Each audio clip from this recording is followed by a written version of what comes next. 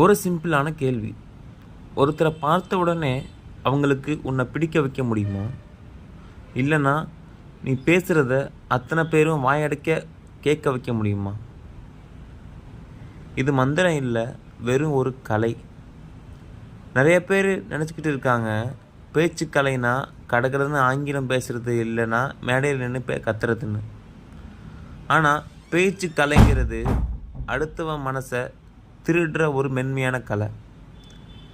Dale Carnegie எழுதின உலக புகழ் பெற்ற how to win friends and influence people புத்தகத்தோட 5 மிக முக்கியமான ரகசியங்களை இன்றைக்கி உடைக்க போகிறோம்.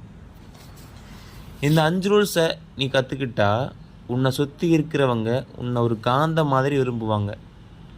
இது வெறும் வீடியோ இல்லை, உன் சமூக வாழ்க்கையே மாற்றப்போகும் ஒரு வகுப்பு. அமைதியாக இரு, ஆனால் அடுத்தவன மனசை ஆளு. உலகத்தில் இருக்கிற அத்தனை பேருக்கும் ஒரு பெரிய பசி இருக்குது. அது சாப்பாட்டு பசி இல்லை, அங்கீகாரம் பசி. தன்னை யாராவது பாராட்ட மாட்டாங்களா, தான் வேலையை அங்கீகரிக்க மாட்டாங்களேன்னு அத்தனை பேரும் வேங்கிட்டு இருக்காங்க. நாம் என்ன பண்ணுறோம்? அடுத்தவன் தப்பு பண்ணால் உடனே குத்தி காட்டுறோம், ஆனால் நல்லது பண்ணால் மௌனமாக இருக்கும். டேல் கார்னகி என்ன சொல்கிறாருன்னா, அடுத்தவங்களை மனதார பாராட்டுங்கள். ஆனால் இதில் ஒரு முக்கியமான விஷயம் இருக்குது. அது பொய்யான புகழ்ச்சியாக இருக்கக்கூடாது, அது ஆபத்தானது. மனசில் இருந்து வர உண்மையான பாராட்டாக இருக்கணும். ஒரு சின்ன பாராட்டே ஒருத்தரோட நாளையும், ஏன் அவங்க வாழ்க்கையும் கூட மாற்ற முடியும். உதாரணத்துக்கு, உன் ஃப்ரெண்டு ஒரு ட்ரெஸ் போட்டிருக்கானா, மச்சி இந்த ட்ரெஸ் உனக்கு சூப்பராக இருக்குன்னு ஒரு வார்த்தை சொல்லிப்பார். அவனுக்கு உன் மேலே ஒரு தனி மதிப்பு வந்துடும். ஆனால் அந்த பாராட்டு உண்மையாக இருக்கணும். அமைதியாக இரு, ஆனால் உன் வார்த்தைகளை அன்பை பகிரட்டும். நம்ம பேச்சில் நம்ம பண்ணுற மிகப்பெரிய தப்பு என்ன தெரியுமா? எப்போவும் நம்ம விருப்பத்தை பற்றியே பேசிகிட்டு இருப்போம். எனக்கு இது வேணும், நான் இதை செஞ்சேன், நான் அப்படி பண்ணேன், நான் எனக்குங்கிற வார்த்தையை தான் அதையும் பயன்படுத்துவோம். மச்சி, அடுத்தவனுக்கு உன் விருப்பத்தில் எந்த அக்கறையும் இல்லை. அவனுக்கு அவனோட விருப்பத்தில் தான் அக்கறை இருக்குது. அடுத்தவன் விருப்பத்தை முதலில் தூண்டுங்கள். ஒரு மீன் பிடிக்க போகிறேன்னு வச்சுப்போம். தூண்டில்ல உனக்கு பிடிச்ச பீட்சாவை வைப்பியா, இல்லை மீனுக்கு பிடிச்ச புழுவை வைப்பியா? மீனுக்கு பிடிச்ச புழுவை வச்சா தானே மீன் மாட்டோம். அதே மாதிரி தான் பேச்சிலையும் அடுத்தவன் எதை விரும்புகிறான்னு தெரிஞ்சுக்கிட்டு அதை பற்றி பேசு. அப்போதான் அவனுக்கு உன் பேச்சில் ஆர்வம் வரும். உன் காரியத்தை சாதிக்கிறதுக்கு இதுதான் ஈஸியான வழி. அவனோட கோணத்தில் இருந்து யோசிக்க கற்றுக்கோ. அமைதியாக இரு, ஆனால் அடுத்தவன் மனசை படி.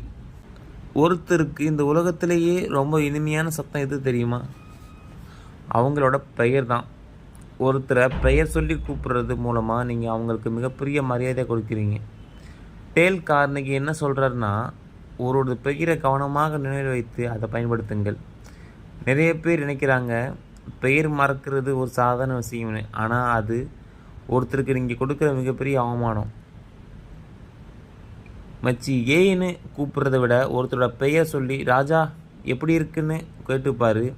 அவனுக்கு உண்மையில பெரிய தனி நெருக்கம் வந்துடும். பெயர் மறக்காமல் இருக்க சில ட்ரிக்ஸ் இருக்குது. ஒருத்தரை பற்றி பேசிகிட்டே இருக்கும்போதே அவங்க பெயரை மனசுக்குள்ளே ஒரு தடவை சொல்லிப்பார். அவங்க முகத்தோடு அந்த பெயரை அசோசியேட் பண்ணிக்கோ. இது உன் பேச்சுக்களுக்கு மிகப்பெரிய பவர் கொடுக்கும். அமைதியாக இரு, ஆனால் அடுத்தவன் பெயரை சரியாக பயன்படுத்து.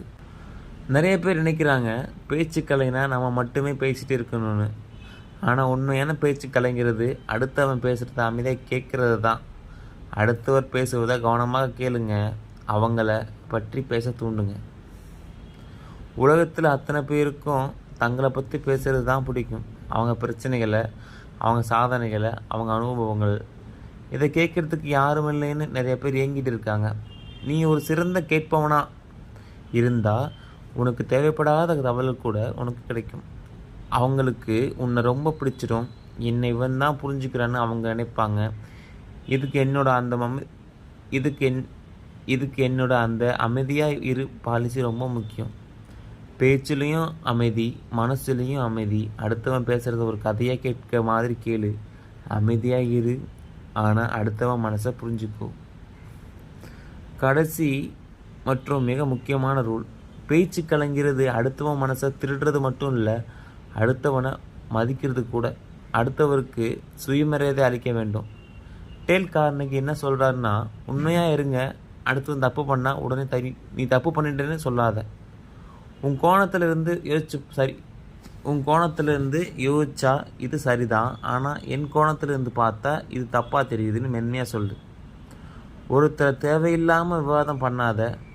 விவாதத்தில் நீ ஜெயித்தாலும் அவரோட மனசை இழந்துடுவ. ஒரு விவாதத்தில் வெல்ல ஒரே வழி அதை தவிர்ப்பது தான். அடுத்தவனை காயப்படுத்தாமல் உன் கருத்தை சொல்ல கற்றுக்கோ. அப்போதான் அவங்க உன்னை மதிப்பார்கள். அமைதியாக இரு, ஆனால் உன் மரியாதையை காப்பாற்றிக்கொள். பேச்சு கலைங்கிறது ஒரு மந்திரக்கோள் இல்லை, இது ஒரு கலை.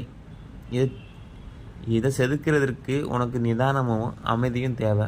இந்த 5 ரூல்ஸ் உன் வாழ்க்கையில் பயன்படுத்த ஆரம்பி. உன் சமூக வாழ்க்கை அப்படியே மாறப்போகும். இந்த வீடியோ உன் கண்ணை திருத்திருக்கு நான் நம்புகிறேன். இந்த வீடியோ பிடிச்சிருந்தா உன் பேச்சுக்களை நம்மளுக்கு ஷேர் பண்ணு. அடுத்த வீடியோவில் இதை விட ஒரு மாஸ் டாபிக்கை மீட் பண்ணுவோம். அமைதியாக இரு, ஆனால் உன் அன்பால் உலகத்தை வெல்லு.